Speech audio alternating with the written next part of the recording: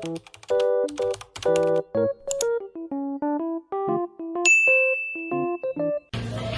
guys!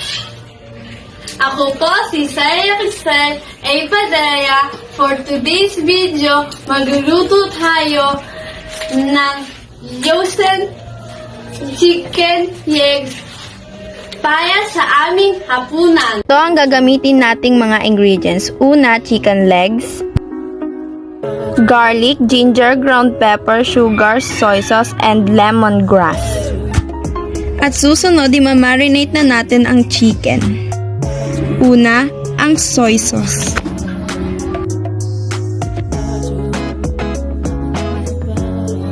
At susunod naman, ang sugar.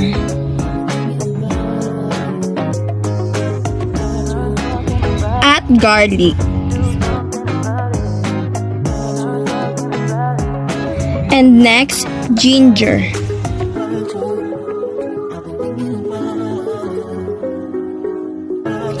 And the ground pepper.